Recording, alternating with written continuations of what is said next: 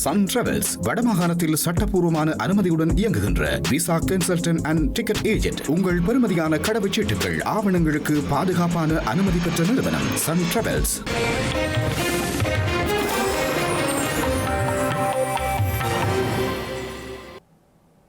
வணக்கம். இது ஐபிசி தமிழின் காலை நேர பிரதான செய்திகள். முதலில் தலைப்புச் செய்திகள். இலங்கையின் பலவீனமான எதிர்க்கட்சி பிரித்தானிய விஜயத்தின் போது அமைச்சர் கர்சன நாணயக்கார தெரிவிப்பு. ரணிலின் நிதி மோசடி வழக்கு நீதிமன்றத்தில் இன்று மீண்டும் விசாரணை. மஹிந்தவை நலன் விசாரித்த அனுர தரப்பு குறை எதுவும் இல்லை என பதிலளித்துள்ள மஹிந்த. சம்பந்தன் உள்ளிட்ட 4 உத்தியோகபூர்வ இல்லங்கள் நீதிமன்றங்களாகின்றன. ஸ்ரீலங்கா அரசாங்கம் நடவடிக்கை. வடக்கு அரச நிறுவனங்களில் இடம்பெறும் பாரிய ஊழல் மோசடி நடவடிக்கை எடுக்குமாறும் கோரிக்கை. காசா மீது தாக்குதல் நடத்துமாறு நெதன்யாகு உத்தரவு. மீண்டும் போர் பதட்டம். இனி தொடர்வது விரிவான செய்திகள். மிகவும் பலவீனமான எதிர்க்கட்சிக்கு இன்று இலங்கையில் இருப்பதாக ஸ்ரீலங்கா நீதி மற்றும் தேசிய ஒருமைப்பாட்டு அமைச்சர் சட்டத்தரணி கர்சன நாணயக்கார தெரிவித்துள்ளார். பிரித்தானியாவுக்கு விஜயம் செய்துள்ள அமைச்சர் கர்சன நாணயக்கார லண்டன் நகரில் தேசிய மக்கள் சக்தியின் ஆதரவாளர்களுடன் கலந்துரையாடலில் ஈடுபட்ட பொழுதே இவ்வாறு குறிப்பிட்டுள்ளார். இலங்கையில் பொருளாதார நெருக்கடிக்கு தீர்வு காண்பதற்கு முன்னுரிமை வழங்கியுள்ளதாக ஸ்ரீலங்கா நீதி மற்றும் தேசிய ஒருமைப்பாடு அமைச்சர் சட்டத்தரணி கர்சன நாணயக்கார தெரிவித்துள்ளார். நிறைவடைந்த ஒரு வருட காலத்தில் பொருளாதார மீட்சிக்குரிய திட்டங்களை சகல அரச நிறுவனங்கள் மற்றும் திணைக்களங்களூடாக செயல்படுத்தியுள்ளதாகவும் குறிப்பிட்டுள்ளார். பொருளாதாரத்தை ஸ்திரப்படுத்துவதுடன் நாட்டில் சட்டவாட்சியை உறுதிப்படுத்துவது அரசின் பிரதான எதிர்பார்ப்பாகும் எனவும் சட்டத்தின் முன் அனைவரும் சமமாக மதிக்கப்பட வேண்டும் எனவும் பிரித்தானியாவுக்கு விஜயத்தின் போது அமைச்சர் கர்சன நாணயக்கார தெரிவித்துள்ளார். இதற்குரிய நடவடிக்கைகளை மேற்கொள்ளும் போது எதிர்க்கட்சியினர் அதற்கு தடையாக செயற்படுகின்றனர் எனவும் பாதுகாப்பு சார்ந்த விடயங்களை பலவீனப்படுத்தும் வகையில் அவர்கள் கருத்துக்களை தெரிவிக்கின்றனர் எனவும் சுட்டிக்காட்டியுள்ளார். குறிப்பாக மிகவும் பலவீனமான எதிர்க்கட்சியே இன்று இலங்கையில் உள்ளது எனவும் பாதாள குழுக்கள் மற்றும் போதைப்பொருள் வர்த்தகத்துக்கு எதிராக மேற்கொண்டுள்ள நடவடிக்கைகளில் இருந்து அரசு ஒருபோதும் பின்வாங்க போவதில்லை எனவும் தெரிவித்துள்ளார். வடக்கு மாகாணத்தில் உள்ள பல அரச நிறுவனங்களில் பாரிய ஊழல் மோசடிகள் இடம்பெறுவதாக தேசிய அபிவிருத்திக்கான மக்கள் ஒன்றியத்தின் உறுப்பினர் ஆனந்த நடராஜா செந்தூரன் அறிவித்துள்ளார்.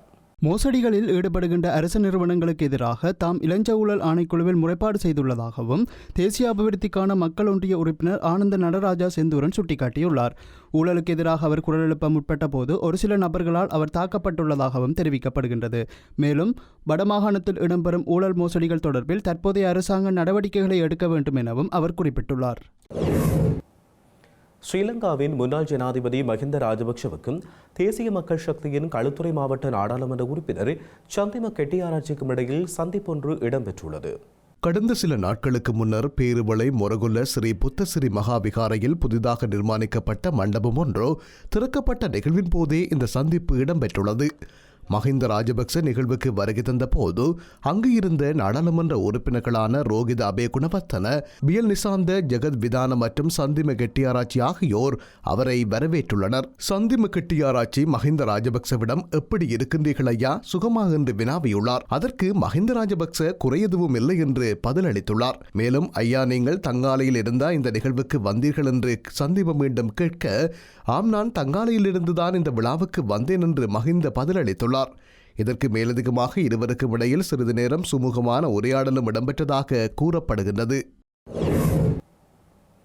ஸ்ரீலங்காவின் முன்னாள் ஜனாதிபதி ரணில் விக்ரமசிங்கே மீதான ஊழல் வழக்கு மீண்டும் இன்றைய தினம் புதன்கிழமை கொழும்பு கோட்டை நீதவான் நீதிமன்றத்தில் விசாரணைக்கு எடுத்துக் கொள்ளப்பட உள்ளது. வெளிநாட்டு பயணத்தின் போது அரச நிதியை முறைகேடாக பயன்படுத்திய குற்றச்சாட்டின் பேரில் கடந்த ஆகஸ்ட் மாதம் 22ஆம் திகதி முன்னாள் ஜனாதிபதி ரணில் விக்ரமசிங்கே கைது செய்யப்பட்டார். கைது செய்யப்பட்ட அவர் விளக்கமறியலில் வைக்கப்பட்ட பின்னர் அவரது உடல்நலம் மோசமடைந்த நிலையில் சிறைச்சாலை வைத்தியசாலையில் அனுமதிக்கப்பட்டு பின்னர் கொழும்பு தேசிய வைத்தியசாலையின் தீவிர சிகிச்சை பிரிவில் சேர்க்கப்பட்டார். இதனைத் தொடர்ந்து விசாரணைக்காக மெய்நிகர் தொழில்நுட்பத்தின் ஊடாக நீதிமன்றத்தில் முன்னிலையானார். இதன்போது அவரது உடல்நிலை குறித்த விசேட காரணிகளை கருத்தில் கொண்டு ஆகஸ்ட் 26ஆம் தேதி தலா 5 மில்லியன் ரூபாய் பெறுமதியான 3 சரீர பிணைகளில் நீதிமன்றம் அவருக்கு பிணை வழங்கியிருந்தமை குறிப்பிடத்தக்கது. ஸ்ரீலங்காவின் முன்னாள் அமைச்சர்கள் மற்றும் நாடாளுமன்ற உறுப்பினர்களால் பயன்படுத்தப்பட்ட கொழும்பில் உள்ள 4 உத்தியோகபூர்வ இல்லங்களில் 4 மேல் நீதிமன்றங்களை நிறுவ அரசாங்கம் தீர்மானித்துள்ளதாக அறிவித்துள்ளது. ஸ்ரீலங்காவின் 4 முன்னாள் அமைச்சர்களின் இல்லங்கள் விரைவில் மேல் நீதிமன்ற கட்டடங்களாக மாற்றப்பட உள்ளன. இதில் முன்னாள் ராஜாங்க அமைச்சர் திலும் அமுனுகம பயன்படுத்திய இலக்கம் B88 கிரகரி வீதி கொழும்பு 7 என்ற முகவரியில் உள்ள இல்லம், மறைந்த முன்னாள் ராஜாங்க அமைச்சர் சனத் நிசாந்த பயன்படுத்திய பௌத்தலோகா மாவட்டத்தில் உள்ள இல்லம், முன்னாள் அமைச்சர் கெஹலிய ரம்புக்வெல்ல பயன்படுத்திய விஜயராம மாவட்டத்தில் உள்ள இல்லம் மற்றும் முன்னாள் எதிர்க்கட்சித் தலைவரும் நாடாளுமன்ற உறுப்பினருமான மறைந்த ஆர் சம்பந்தன் பயன்படுத்திய இஸ்டான்மோர் சந்திரவங்கிய வீதியில் உள்ள இல்லம் ஆகிய 4 உத்தியோகபூர்வ இல்லங்களும் மேல் நீதிமன்றங்களாக மாற்றப்பட உள்ளன. ஸ்ரீலங்கா ஜனாதிபதி அனுரகுமார திசாநாயக்க தலைமையில் எதிர்வரும் 7ஆம் தேதி காலை விசேட அமைச்சரவை கூட்டம் ஒன்று நடைபெறவுள்ளது. 2026ஆம் ஆண்டுக்கான தேசிய மக்கள் சக்தி அரசின் வரவு செலவு திட்டம் நவம்பர் மாதம் 7ஆம் தேதி நிதியமைச்சர் ஜனாதிபதி அனுரகுமார திசாநாயக்கவால் நாடாளுமன்றத்தில் சமர்ப்பிக்கப்பட உள்ளது. ஜனாதிபதியின் வரவு செலவு திட்ட உரைக்கு அனுமதி பெறுவதற்காக விசேட அமைச்சரவை கூட்டம் நடக்க உள்ளது. ஜனாதிபதியின் வரவு செலவு திட்ட உரை 2ஆம் வாசிப்பாக கருதப்படும். 2ஆம் வாசிப்பு மீதான விவாதம் நவம்பர் மாதம் 8ஆம் தேதி முதல் 14ஆம் தேதி வரை நடைபெறும். 14ஆம் தேதி மாலை 2 மணிக்கு வாசிப்பு மீதான வாக்கெடுப்பு நடத்தப்படும். அமைச்சுக்களுக்கான நிதி ஒதுக்கீடு தொடர்பான குழுநிலை விவாதம் நவம்பர் மாதம் 15ஆம் தேதி ஆரம்பமாகும். வரவு செலவு திட்டம் மீதான இறுதி வாக்கெடுப்பு டிசம்பர் மாதம் 5ஆம் தேதி நடைபெறும். தேசிய மக்கள் சக்தி அரசின் 2026ஆம் ஆண்டுக்கான வரவு செலவு திட்டத்தில் அரசு மொத்த செலவினமாக 4434 பில்லியன் ரூபாய் மதிப்பிடப்பட்டுள்ளது. இலங்கை மத்திய வங்கியின் துணை ஆளுநர்களாக கலாநிதி சி அமரசேகர மற்றும் KGP ஸ்ரீகுமார் ஆகியோர் நியமிக்கப்பட்டுள்ளனர்.